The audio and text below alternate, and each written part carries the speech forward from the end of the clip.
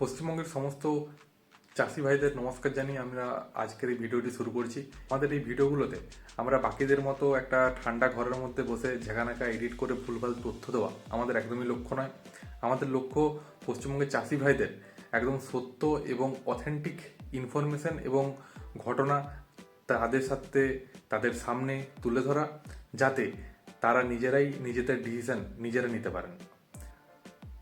সেই জন্য এই ভিডিওটি একদম শেষ পর্যন্ত দেখবেন এবং এই ভিডিওটির সাথে যারা যারা যেই সমস্ত চাষি ভাই কাজ করছেন বা যেই সমস্ত চাষি ভাইদেরকে আপনারা দেখতে পাচ্ছেন, যদি আপনারাও সেই চাষি ভাইদের মতো আপনাদের জমির এবং আপনাদের ফসলের কোয়ালিটি এবং পরিমাণ বাড়াতে চান, তাহলে আমাদের এই ভিডিওর কমেন্ট বক্সে অবশ্যই কন্ট্যাক্ট নাম্বার দেওয়া থাকবে।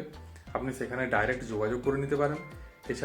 তাছাড়া আপনি যদি না করতে পারেন, আপনি আমাদের কমেন্ট বক্সে আপনার নিজেরও যোগাযোগ নাম্বার দিতে পারেন। আমাদের টিম আপনার সাথে ডাইরেক্ট কন্ট্যাক্ট করে নেবে। আমার আপনাদের প্রতি একটা ভালো নলেজ আছে যে আপনারা জমিটা ভালো করে চাষটা করেন, বেশি সার দেন, কম সারে চাষটা করেন, ঠিক আছে? আপনাদের এখানে মাটিটাও ভালো, সেই কারণে মাটিটা খুব ভালো, আপনাদের চাষ ভালো হয়। তো আরো ভালো কি করে চাষটা করা যায়, তাই সেই উপায়গুলো কিন্তু আজকে আমরা আলোচনা করব, ঠিক আছে? আর এই রাসায়নিকটা দিন, ওই রাসায়নিকটা দিন, কি রাসায়নিক উল্টে বরঞ্চ কি করে কম হবে? আপনারা যে সমস্ত সার প্রয়োগ করেন মাটিতে, সেই সারগুলো আদৌ প্রয়োজন আছে কিনা, সেগুলো কতটা দিলে হবে, কতটা কম দিতে হবে, সেই সমস্ত কিছু সরলভাবে আপনাদের কাছে তুলে ধরবো। আমার কথা বুঝতে অসুবিধা হচ্ছে? বাংলায় কথা বলছি, কোনো অসুবিধা নেই, ঠিক আছে? একদম। তো আজকে আপনাদের ওয়ান সেকেন্ড আপনাদেরকে বলবো যে আপনাদেরকে ওয়েলকাম, আপনাদেরকে স্বাগত জানাই চাষি ভাইদের। আসুন, বসে ফসল ফলাতে পারবো না, তাহলে প্রাকৃতিক উপায়ে যাতে আমরা আমাদের মায়ের আহ্বান করতে পারি আবার ঘুরে, সেটার ব্যবস্থা কিন্তু আমরা করবো একসাথে। কারণ কি দেখুন, আজকের দিনে আমরা যে পরিমাণ আমরা রাসায়নিক সার ব্যবহার করছি, সেই রাসায়নিক সারের ব্যবহারের কারণে কি হচ্ছে না, মাটি কিন্তু পুরোপুরি চেঞ্জ হয়ে যাচ্ছে, মাটির অবস্থা খুবই খারাপ হচ্ছে, ঠিক না? বলে এটা হচ্ছে কি হচ্ছে না, আপনারা এটা মানবেন কি মানবেন না? কিছু আছে, জান আছে, জীবন আছে? জীবন নেই মাটির মধ্যে, জীবনী শক্তি একদম শেষ। তাও বলবো আপনাদের এই তত্ত্বগ্রামকে আমার খুব ভালো লাগে, তার কারণ প্রথম যেদিন এই মানুষটার সাথে, আর কোথায় গেল আরেকজন, কোথায় গেল? ওই তো পাশে বসে আছে, ওখানে ঘুরে ঘুরে বেড়াচ্ছেন, তো ওই জন্য খুঁজে পাচ্ছি না। তো এই দুইজন মানুষকে যবে থেকে এই দুজনের সাথে যবে থেকে পরিচয় হয়েছে, তবে থেকে আমি খুব এক্সাইটেড যে কবে আমি আপনাদের সঙ্গে পরিচয় করবো, এই তত্ত্ব গ্রামের সাথে আমি পরিচয় করবো। নমস্কার। তো এই যে এই তত্ত্বগ্রাম, প্রত্যেকে আপনারা কিন্তু খুব কম ইউরিয়া দেন, কম সার দেন, তাই তো নাকি? খুব কম সার কম ইউরিয়ার মাধ্যমে কিন্তু আপনারা চাষ করেন। এতে করে কি হয়, মাটির ক্ষতি অত্যন্ত কম হয়।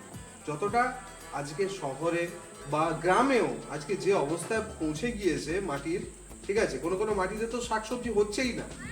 তার কারণ কি, অতিরিক্ত পরিমাণে তারা সার দিয়ে দিয়ে দিয়ে দিয়ে করেছে কি, মাটিটাকে একদম বিষাক্ত করে ফেলেছে, শেষ করে ফেলেছে। আপনারা জানবেন ভালো করে, তাই না? বিষাক্ত করে ফেলেছে। এটাই তো, কি করবেন বলুন? হ্যাঁ, দেখুন,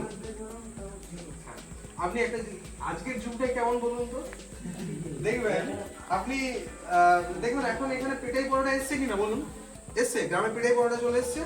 হ্যাঁ, দেখবেন আপনার কি বলে মুগলাই, এটা ওটা সমস্ত কিছু চলে এসছে তো, কিন্তু এগুলো ক্ষতিকারক, এগুলো শহরের লোকজনগুলো খেত, এবার ওইগুলো দেখে দেখে গ্রামের লোক ভাবছে কি ওগুলো ভালো হবে, চলো এগুলো খাই, ওরা খাচ্ছে আমরা কেন খাবো না, ইউটিউবে এটা ওটা দেখে দেখে, তাই না? ঠিক বলছি তো? এটাই হচ্ছে, ওরা শহর থেকে কপি করে গ্রামে নিয়ে চলে আসছে। তো এতে করে কার ক্ষতি হচ্ছে? এতে কিন্তু গ্রামবাসীরই ক্ষতি হচ্ছে, গ্রামবাসীরই ক্ষতি হচ্ছে। কিন্তু এটা বুঝতে সময় লাগছে। এই যে আপনি বলছেন যে ছেলেদেরকে বলছি কিন্তু শুনছে না, কি করবেন বলুন? টেস্টটা পেয়েছে না, টেস্ট পেতে পেতে একটা সময় যখন পেটটা ব্যথা করবে, তখন সে কিন্তু এটা ছাড়বে, কি তাই তো? তখনই ছাড়বে, তার আগে কিন্তু ছাড়বে না। যখন কষ্ট হবে তখন ছাড়বে, তার আগে ছাড়বে না। তো সেটাই আমি আজকে আপনাদের সঙ্গে আলোচনা করতে এসেছি। আপনাদের ছেলেদেরকেও যদি নিয়ে আসেন, ঠিক আছে, এই আলোচনার সময় যদি নিয়ে আসেন, তাহলে আস্তে আস্তে কিন্তু আমরা একসাথে মিলে এই জিনিসগুলো নিয়ে আলোচনা যত করব, তত বেশি কিন্তু আমরা উন্নতির দিকে যাব। দেখুন, উন্নতি মানে এটা নয় যে একদম ড্রেস আপে এটা ওটা সেটা পরে ঘুরে বেড়াবো, এক্সট্রা অর্ডিনারি পরে সব ঘুরে বেড়াবো, সেটা কিন্তু উন্নতি নয়। উন্নতি এটা যে ভালো করে বাঁচবো, সুস্থভাবে বাঁচবো, ভালোভাবে থাকবো, এইটা হচ্ছে কি উন্নতি। এইটাকে বলে স্মার্টনেস। আপনারা কি মানেন? আপনি কি মানেন বলুন? আপনার নাম দাদা? হ্যাঁ, গৌর মন্ডল। তো এই যুগের মানুষ আপনি, ঠিক আছে, অনেকের থেকে আপনি কম বয়স, ওই জন্য আপনাকে জিজ্ঞেস করলে আপনি কি মানেন? স্মার্টনেস কি? হ্যাঁ, স্মার্ট মানে স্মার্টনেস কি, মানে স্মার্ট কাকে বলে? মানে একদম শুধু ড্রেস বেসে থাকলেই ভালো শুধু না, ওইটা ভেতর থেকে জানতে হবে, নলেজ থাকবে, পড়াশোনা করবে, বুঝতে পারবে, সে মানুষের মতো মানুষ হবে, সুস্থ শরীর হবে তার, তবে সে স্মার্ট, হ্যাঁ না? তো এই জিনিসটাই আমাদেরকে করতে হবে যে শুধুমাত্র আমরা স্মার্ট হলেও চলবে না, আমাদের মাটিটাকে ঠিক করতে হবে আস্তে আস্তে। তার জন্য কি করার প্রয়োজন সেগুলোই আজকে আমরা আলোচনা করবো। তাহলে কি প্রাকৃতিক উপায়ে প্রকৃতি মায়ের আমরা আহ্বান করব। এবং এই কথাটা এটা আমার মনে হয় যে যদি সুস্থ মাটি হয়, যদি ফসল হয়, তাহলে কি সুস্থ কিন্তু সকলেই হবে, তাই না? কি লেখা আছে? সুস্থ মাটি, সুস্থ ফসল, সুস্থ সবল, আর চাষি ভাইয়ের জীবন রক্ষাই অন্নদাত্রী মায়ের মান রক্ষা। কি লেখা আছে কি না? তাহলে কি লিখেছি প্রথমে? সুস্থ মাটি, সুস্থ ফসল, সুস্থ সবল।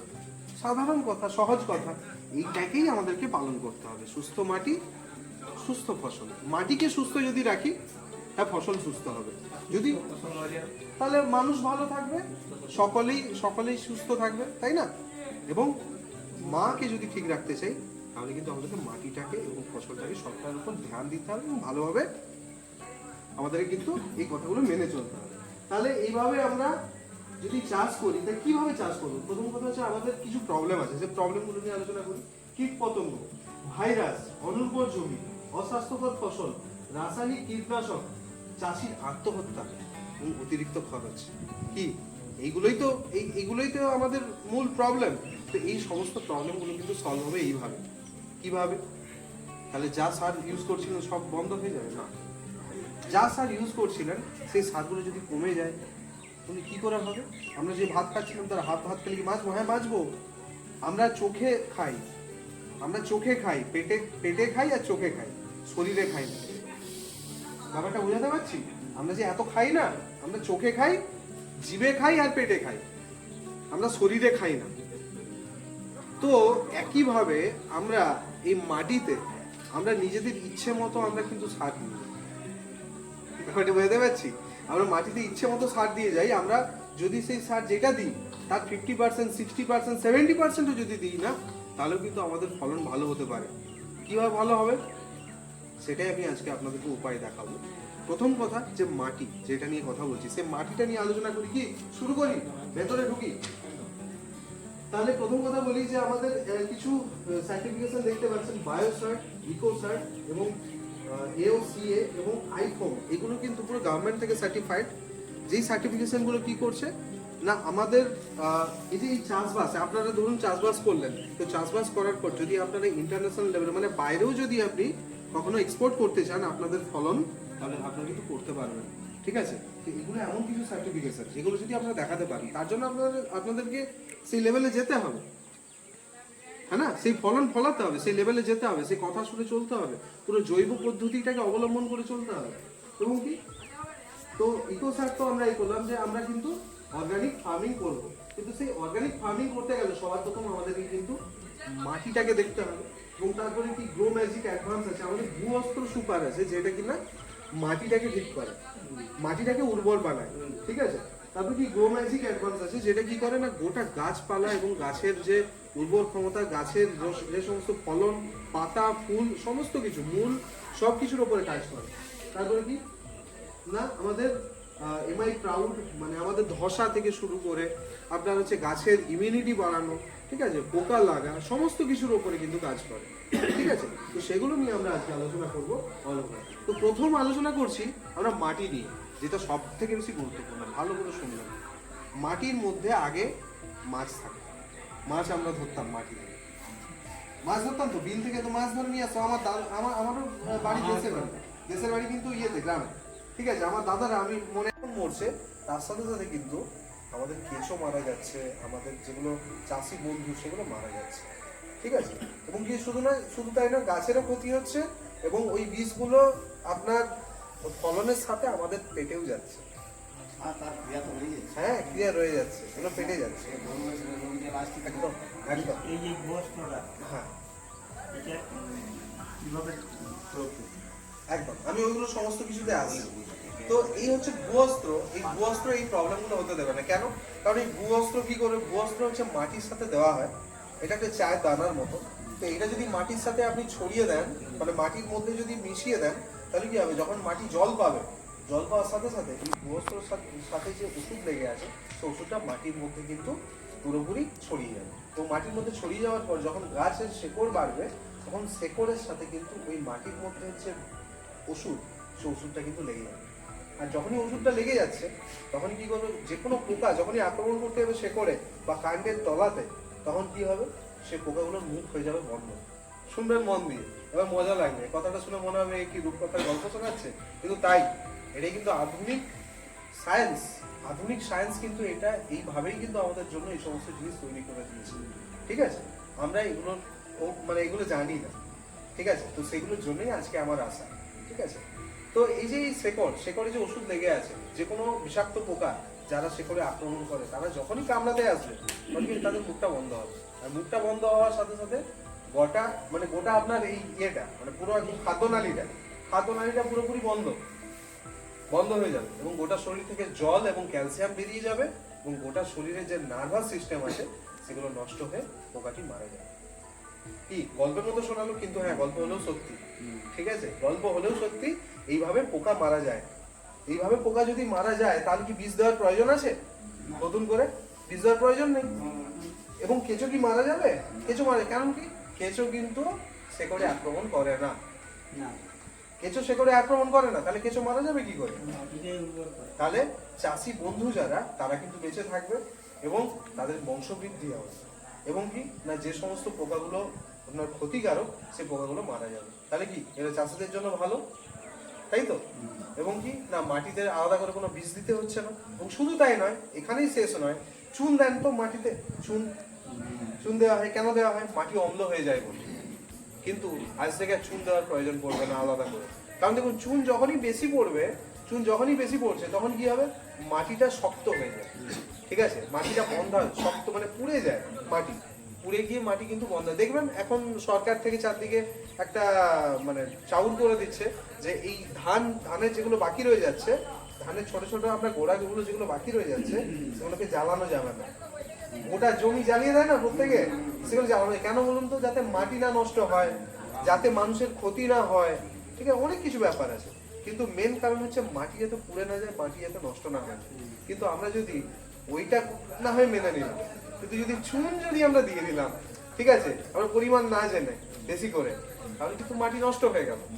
তাহলে আজ থেকে আচ্ছা আচ্ছা, কতগুলি তাহলে চিন্তা করার কোনো দরকার নেই যে চুন দিতে হবে কি হবে না, কতটা পরিমাণ দেবো, কি ব্যাপার, এগুলো কিন্তু আমাদের আর প্রয়োজন নেই, এগুলো ভাবার কোনো প্রয়োজন নেই। শুধু তাই নয়, ইঁদুর প্রচুর আসে কিনা? ইঁদুর প্রচুর আসে, ধান খায়, কেটে দেয়, ঠিক আছে, করে, তাই তো, বীজ দিতে হয়, কিন্তু সে ইঁদুরের উপর কাজ করবে কি, তাই তো? কাজ করেছে আমাদের কোথায়, নেতুরপুরে, একদম সামনে, একদম জঙ্গলের সামনে তো সব থেকে ইঁদুর হয়। জঙ্গলের সামনে যে জমি হয়, তাতে সব থেকে বেশি ইঁদুর হয়, স্বাভাবিক কথা। তো সেখানে জমিতে কিন্তু ইঁদুর একদমই কম, যা ছিল একদম কমে গিয়েছে। ঠিক আছে, মাটিতে তার জন্য কিছু করতে হবে না, শুধুমাত্র মাটিতে আপনি ভূস্বরে ইউজ করবেন, তার জন্য ইঁদুর কমে যাবে। এবং একটা আমি প্রবলেম শুনেছি চাষিদের মধ্যে সব থেকে বেশি, যে তারা স্প্রে করতে পারে না, কষ্ট হয়, তারা স্প্রে করতে পারে না। তার কারণ কি না, ইঁদুর প্রচুর পরিমাণে থাকার কারণে সাপ প্রচুর পরিমাণে আছে। কারণ প্রত্যেকে তো খাবারের জন্যই তো সব জায়গায় আসে, তো সাপও খাবারের জন্য ইঁদুরকে দেখতে পেয়ে, ওই ইঁদুর আছে যেহেতু, ওই জন্য সেখানে সাপের পরিমাণ প্রচুর বেড়ে গিয়েছে। তো ইঁদুর যদি কমে যায়, তাহলে কি জেনারেলি সাপের পরিমাণ কমবে কি কমবে না? ইঁদুর কমলে সাপের পরিমাণও কমবে। এবং এই যে ভূঅস্ত্র, এই ভূঅস্ত্র যদি ইউজ করা হয় মাটিতে, কিন্তু প্রায় 20% আপনাদের যে সার আপনি ইউজ করছেন, রাসায়নিক সার, সেটা 20% কিন্তু কমিয়ে দিতে পারেন। তার কারণ কি, ইউরিয়া আপনার কম লাগছে। কারণ কি, কেঁচো যেহেতু বেঁচে যাচ্ছে, কেঁচো কি করছে, কেঁচোর যে পায়খানা, তাতে কিন্তু প্রচুর পরিমাণে আপনার নাইট্রোজেন থাকে। কেঁচো বাতাস থেকে নাইট্রোজেন সরবরাহ, নাইট্রোজেন নিয়ে ঠিক আছে, মাটিতে যে পায়খানা করে সেই পায়খানার মধ্যে প্রচুর পরিমাণে নাইট্রোজেন থাকে এবং সেটা ন্যাচারাল নাইট্রোজেন, জৈব নাইট্রোজেন, যেটা কিন্তু আমাদের কোনো ক্ষতি করে না। ঠিক আছে, তাহলে কি এটা ভালো হলো কি খারাপ হলো? এটা ভালো, এটা কিন্তু ভালো হলো। তো সে কারণে কি আমাদের ইউরিয়া কম পরিমাণে দিতে হবে, ইউরিয়া দেওয়ার প্রয়োজন পড়ছে না, সারের পরিমাণ কমে যাচ্ছে, কেঁচো যেহেতু কেঁচো মাটি হয়ে যাচ্ছে আস্তে আস্তে, সে কারণে কি হচ্ছে না মাটিটা প্রচুর ভুরভুরে হয়ে যাচ্ছে। সে কারণে কি হচ্ছে শেকড় শেকড় প্রচুর পরিমাণে মাটির মধ্যে কিন্তু চলাফেরা করতে পারছে। আর যখন এইটা করছে তখন কি হচ্ছে মাটি থেকে মানে যতটা পরিমাণ আগে সারের পরিমাণ মানে গাছপালাগুলো পেত তার থেকে অনেক বেশি পরিমাণ কিন্তু গাছপালাগুলো মাটি থেকে নিতে পারছে, মানে ওর নেওয়ার ক্ষমতা বেড়ে যাচ্ছে। কি ঠিক না ভুল? এটা হচ্ছে। তো এটা হচ্ছে ভূবস্ত্রর কার্যকারিতা। এবং শুধু তাই না, ভূবস্ত্রর কার্যকারিতা কতদিন থাকে জানেন? 6 মাস, আপ টু 6 মাস। তার মানে কি দুটো সিজন আপনি কিন্তু পেতে পারেন, তাই তো নাকি? 6 মাস মানে 3 মাসের 3 সিজনের মানে 3 মাসের যে যে সমস্ত চাষগুলো আছে সেগুলোর পরে আপনি তো আরো 3 মাস পেয়ে যাবেন। তার মানে কি মাটিটা তো আর নতুন করে আর ভূবস্ত্র দিতে হচ্ছে না, দ্বিতীয় চাষটা তোমার আর দ্বিতীয় আর দিতে হচ্ছে না। তো এই সমস্ত জিনিসগুলো আছে। ঠিক আছে, তো কখন ব্যবহার করতে হয়? এখানে যখনই মাটি প্রস্তুতি হয়, যখন মাটি সজ্জা মানে যখন প্রস্তুতি করা হয় মাটিতে মানে আপনার ফলন দেওয়ার জন্য, যে কোনো ফসল রোপণ করার জন্য তার আগে যে মাটি তৈরি করা হয় সেই সময় যে সমস্ত যে কোনো সারের সাথে মিশিয়ে দিতে হবে। আপনাদের কত শতকে বিঘা? 33 33 তো?